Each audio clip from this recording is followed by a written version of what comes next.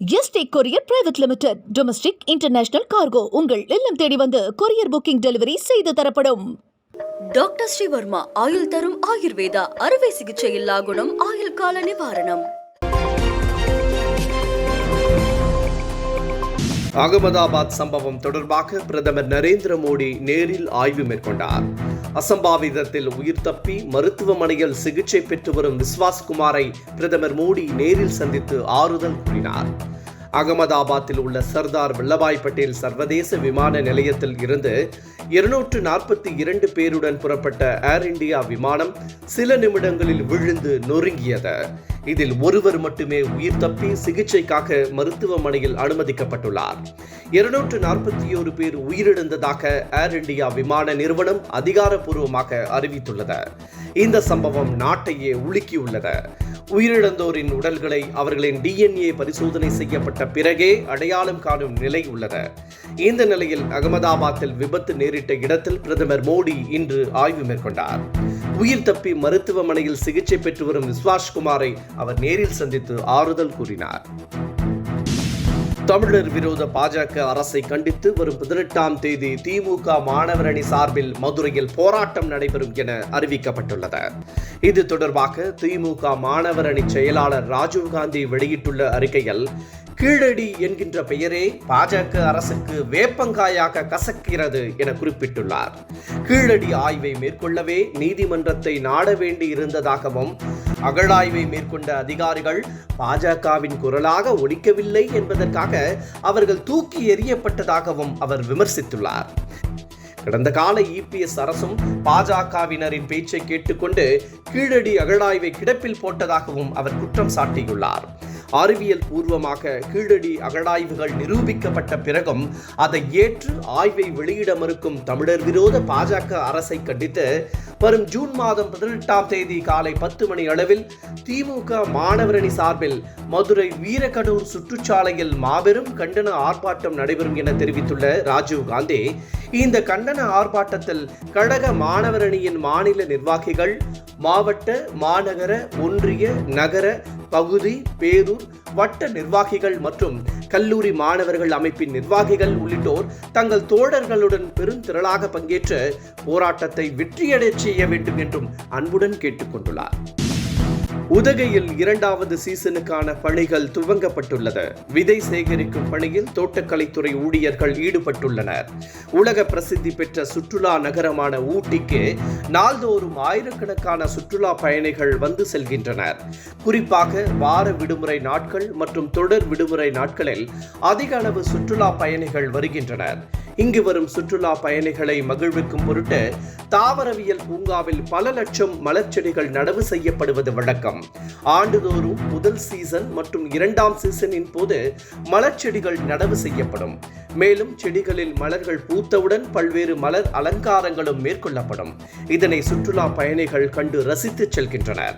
வழக்கமாக ஏப்ரல் மற்றும் மே மாதங்களில் முதல் சீசனும், செப்டம்பர் மற்றும் அக்டோபர் மாதங்களில் 2வது சீசனும் வருகிறது. இம்முறை கடந்த ஏப்ரல் மாதம் முதல் சீசன் துவங்கிய நிலையில் பூங்காவில் பல லட்சம் மலர் செடிகள் நடவு செய்யப்பட்டு அதில் மலர்கள் பூத்து குலுங்கின. தற்போது 2வது சீசனுக்கான விதைகள் சேகரிக்கும் பணிகளும் தற்போது துவக்கப்பட்டுள்ளது. பூங்காவில் உள்ள சால்வியா, மேரிகோல்டு உள்ளிட்ட பல்வேறு மலர்களில் இருந்து விதைகள் சேகரிக்கும் பணிகள் துவக்கப்பட்டுள்ளது. சேகரிக்கப்பட்ட விதைகள் பதப்படுத்தப்பட்ட பின் 2வது சீசனுக்காக தேவையான அளவு எடுத்துக் கொள்ளப்பட்ட பிறகு மீதமுள்ள விதைகள் விற்பனைக்கு வைக்கப்படும் என பூங்கா ஊழியர்கள் தெரிவித்தனர்.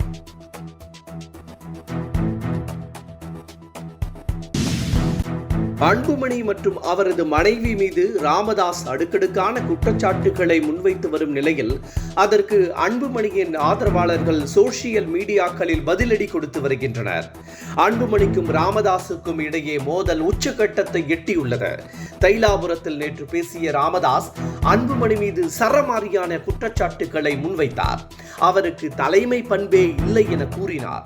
இதற்கு அன்புமணி ஆதரவாளர்கள் ராமதாஸுக்கு பதிலடி கொடுத்து வருகின்றனர். மனவேதனையாக பதிவிட்டுள்ள ஒருவர், ராமதாஸை இவ்வளவு நாளாக கடவுள் என நினைத்திருந்ததாகவும் தற்போதுதான் தெரிகிறது அவர் கல் என்றும் பதிவிட்டுள்ளார். ராமதாஸ் கூறிய குற்றச்சாட்டுக்கு அன்புமணி இதுவரை எந்த பதிலும் அளிக்காத நிலையில் அவரது ஆதரவாளர்கள் மட்டுமே பதிலடி கொடுத்து வருவது குறிப்பிடத்தக்கது. தமிழகத்தில் கடந்த 4 ஆண்டுகளில் 18.75 லட்சம் புதிய ரேஷன் அட்டைகள் விநியோகம் செய்யப்பட்டுள்ளதாக தகவல் வெளியாகியுள்ளது. தமிழகத்தில் பொது விநியோக திட்டத்தின் கீழ் உணவுப் பொருட்களை வாங்க ரேஷன் கார்டுகள் தேவைப்படுகிறது மற்றும் அரசு திட்டங்களை பெறவும் ரேஷன் கார்டு கேட்கப்படுகிறது. இந்த சூழலில் தற்போது மகளிர் உரிமை தொகை பெற குடும்ப அட்டை தேவைப்படுவதால் குடும்ப அட்டை இல்லாதவர்கள் அதை பெற முயற்சி செய்து வருகின்றனர். இந்த நிலையில் கடந்த 4 ஆண்டுகளில் 18.75 லட்சம் ரேஷன் அட்டைகள் விநியோகம் செய்யப்பட்டுள்ளதாக அரசு தரப்பில் தெரிவிக்கப்பட்டுள்ளது. தன்னை இனி காமராஜர் என அழைக்க வேண்டாம் என நடிகர் விஜய் கேட்டுக்கொண்டுள்ளார். 2026ஆம் ஆண்டு தேர்தல் பற்றி யாரும் பேச வேண்டாம் என்றும் அவர் வலியுறுத்தியுள்ளார். தமிழக வெற்றிக் கழகத்தின் சார்பில் 3வது கட்ட கல்வி விருது வழங்கும் விழா இன்று நடைபெற்றது. முதலாவதாக அகமதாபாத் சம்பவத்தில் உயிரிழந்தவர்களுக்கு 2 நிமிட மௌன அஞ்சலி செலுத்தப்பட்டு நிகழ்ச்சி தொடங்கியது. அப்போது பேசிய நடிகர் விஜய், அப்புறம் ஒரு சின்ன ரிக்வெஸ்ட், இந்த 2026 பற்றியோ இந்த காமராஜர், இளைய காமராஜர் அப்படிலாம் எதுவும் சொல்லாதீங்க. நீங்கள் உங்களுடைய டீச்சர்ஸ், உங்கள் ஸ்கூலை பற்றி பேசுங்க, மற்ற விஷயங்கள் பேசுங்க. தயவு செஞ்சு இந்த மாதிரிலாம் எதுவும் பேசாதீங்க. தேங்க்யூ. 2026 தேர்தல் குறித்து இனி யாரும் பேச வேண்டாம் என்றும் தன்னை இனி யாரும் காமராஜர் என அழைக்க வேண்டாம் என்றும் கேட்டுக்கொண்டுள்ளார். கல்வி விருது வழங்கும் நிகழ்ச்சியின் போது சாதனை படைக்க உறுதுணையாக இருந்த ஆசிரியர்கள் பற்றி பேசும்படியும் அவர் வலியுறுத்தினார். கடந்த முறை கல்வி விருது வழங்கும் விழாவில் நடிகர் விஜயை பலரும் புகழ்ந்து பேசிய நிலையில் அவரை காமராஜர் என புகழ்ந்துரைத்தது பெரும் சர்ச்சையை ஏற்படுத்தியது. இந்த நிலையில்தான் நடிகர் விஜய் தன்னை காமராஜர் என அழைக்க வேண்டாம் என கேட்டுக் கொண்டிருப்பது குறிப்பிடத்தக்கது. நாட்டில் கொரோனா தொற்று தற்போது 11,000-ஐ நெருங்குகிறது. 10,976 பேர் பாதிக்கப்பட்டுள்ளதாக தெரிவிக்கப்பட்டுள்ளது. நாடு முழுவதும் திடீரென கொரோனா தொற்று பரவி வருகிறது. இது வீரியம் இல்லாத தொற்று என மத்திய மாநில அரசுகள் தெரிவித்துள்ளன. யாரும் அச்சப்பட தேவையில்லை என்பதால் பொது கட்டுப்பாடும் வேண்டாம் என தெரிவித்துவிட்டன. இந்த நிலையில் நாடு முழுவதும் தற்போது கொரோனா தொற்று 11,000-ஐ நெருங்கி வருகிறது.